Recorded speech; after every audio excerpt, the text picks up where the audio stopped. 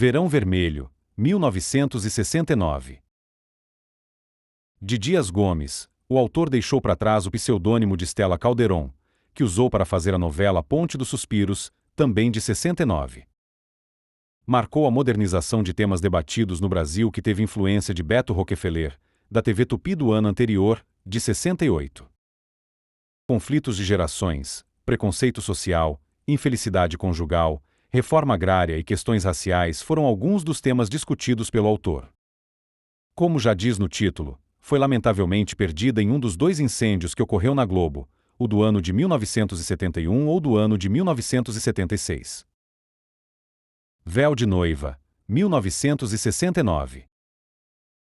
A trama que marcou a estreia de Regina Duarte no canal infelizmente não se tem nada para vermos, a não ser curtos momentos dos bastidores, fotos e informações básicas. Também foi influenciada pelo sucesso da TV Tupi do decênio de 60. Inovou os textos que eram mais levados para uma linguagem colonial. Os incêndios que ocorreram pode ter feito restar nenhuma cena da obra de Janete. Pigmalião 70, 1970. Iniciando a década de 70 na faixa das 7, a Rede Globo entregou a novela que ficou marcada pelo corte de cabelo de Tônia Carreiro, levando a ter o apelido do nome da trama. De Vicente Cesso, o autor aproveitou e garimpou seu estilo, que tem uma pegada leve, próximo a uma comédia, que logo se transformou em um sucesso naquele ano. As fitas de seus capítulos infelizmente não há onde encontrar, tendo como possibilidade ter sido perdida no incêndio de 1971 ou de 1976. Restando nenhuma filmagem. Assim na Terra como no Céu, 1970. Também escrita por Dias Gomes, foi dirigida por Walter Campos e produzida em preto e branco. Somando um total de 212 capítulos, foi a estreia de Renata Sorra e Francisco Cuoco na TV Globo. Como todas citadas nesse vídeo, lamentavelmente não existem mais imagens dessa novela da década de 70. A hipótese é que tenha perdido todas suas fitas em um dos incêndios que ocorreram anos depois na emissora, o do ano de 1971 ou em 1976. A próxima atração, 1970. É o primeiro trabalho solo de Walter Negrão na TV Globo, apesar que havia roteirizado os últimos capítulos de A Cabana do Pai Tomás também do mesmo ano, de Rede Maia. Mesmo sendo reprisada à tarde, com capítulos inéditos exibidos à noite, não há imagens salvas ou no acervo global para assistir. O mais provável é que tenha se perdido nos incêndios posteriores, o do ano de 1971 ou no do ano de 1976. Bandeira 2, 1971. Foi grandemente aceita por todas as classes sociais, o que no começo era colocada como péssima pelo grupo de pesquisas do canal naquele ano. Elevou Paulo Gracindo na televisão, fazendo viver outros personagens também emblemáticos em sua carreira. Foi a estreia de José Wilker, Grande Otelo e Francisco de Franco em novelas, e foi o início de Milton Moraes na TV Globo. As fitas se perderam nos incêndios que vieram depois de sua exibição, mais provavelmente no de 1971, mas pode ter se perdido no incêndio de 1976. Restaram só algumas chamadas. O Homem que Deve Morrer, 1971. Tendo Glória Menezes e Tarcísio Meira de protagonistas, inovou quando um dos destaques foi a introdução do tema de transplante de coração. Tem o título de terceira novela mais longa do canal, perdendo apenas para Irmãos Coragem de 1970 e A Grande Mentira de 1968. Não sobrou nada da novela, a não ser fotos dos bastidores e personagens. Possivelmente tenha se perdido no incêndio de 71 ou no de 76. Minha Doce Namorada, 1971. Regina Duarte se consagrou como a namoradinha do Brasil nessa novela. O título foi dado devido aos personagens doces que interpretou na TV Globo. Em 2009, o SBT comprou os direitos dos textos junto da novela Uma Rosa com Amor, diretamente com Vicente Cesso, autor das duas obras, mas até então não há previsão de uma nova adaptação, já que a trama de Serafina não alcançou o sucesso esperado. Não se existe mais imagens. Sendo mais provável que as fitas tenham se perdido em um dos incêndios que ocorreram, em 1971, enquanto a novela estava sendo gravada, no qual alguns de seus cenários e figurinos foram atingidos, ou em 1976. O Cafona, 1971.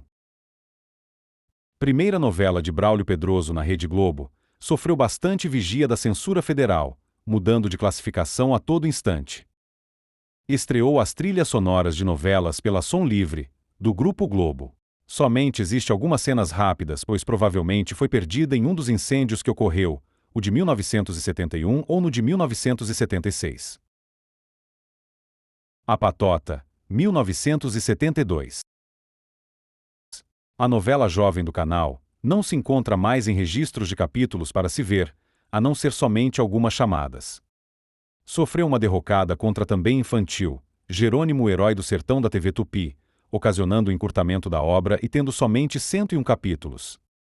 Como já dito, infelizmente não existe mais material desse folhetim, o mais provável é que tenha se perdido no incêndio que ocorreu em junho de 76 na TV Globo.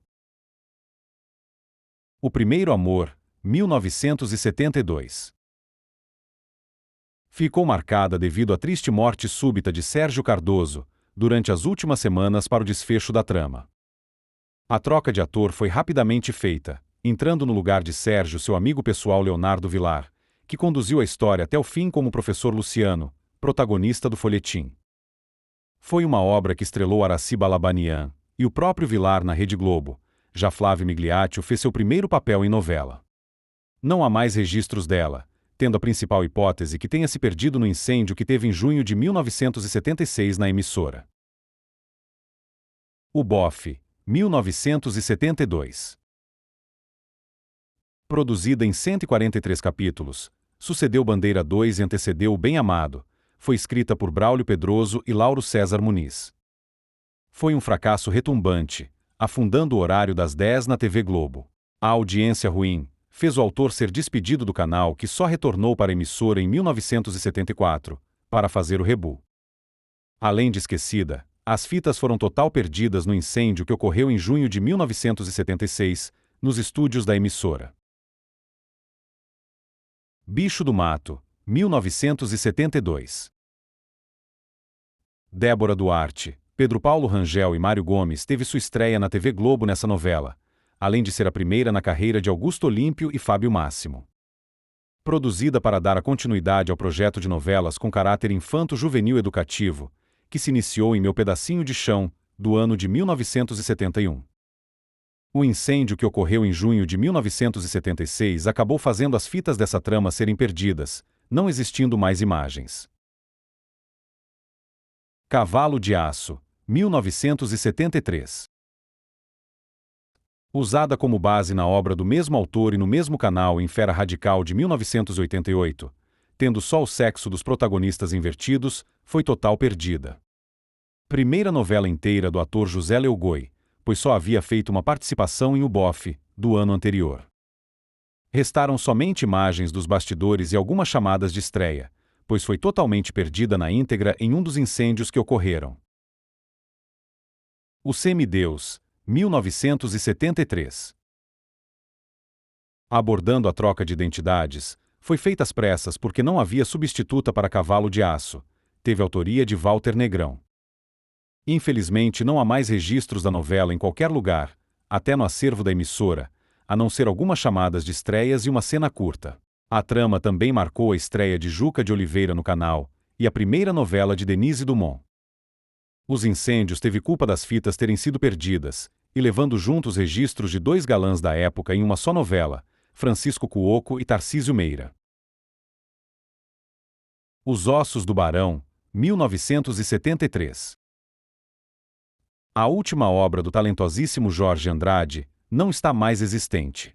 Após 24 anos, ganhou um remake pelo SBT, que acabou juntando essa obra do autor com Ninho da Serpente de 1982, também dele.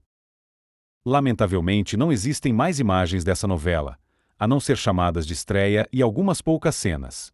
A hipótese mais provável é que as fitas tenham se perdido no incêndio que ocorreu na TV Globo, em junho de 1976. Super Manuela, 1974. Com Marília Pera de personagem título, não restou nenhum capítulo e chamada sequer, restando somente fotos. Ficou marcada por um motivo chato: a estafa que a atriz protagonista teve depois de 2 meses de gravações. A exaustão veio por conta de trabalhos seguidos que Marília teve na carreira. Depois dessa novela, acabou ficando longe de novelas por 14 anos, só voltando em Brega e Chique de 87. Todos seus capítulos foram perdidos no incêndio de 76. Cuca Legal, 1975. A comédia romântica que contava a história de um aviador foi total perdida no incêndio que ocorreu nos estúdios do canal em 1976, restando somente chamadas de estreia e fotos de bastidores. Naquele ano, foi uma novela não bem recebida pelo público, fazendo com que os telespectadores migrassem de canal e assistissem na extinta TV Tupi Meu Rico Português, que estava fazendo um grande sucesso. O Noviço, 1975. Substituindo Helena, e substituída por Senhora, a trama foi a segunda mininovela produzida pela TV Globo, que desejava tornar o horário das 18 horas fixo na emissora. Além disso, foi também a última gravada em preto e branco da faixa, que dali e diante foram feitas a cores. De todos seus apenas 20 capítulos, só foram preservados algumas cenas e a abertura no acervo global.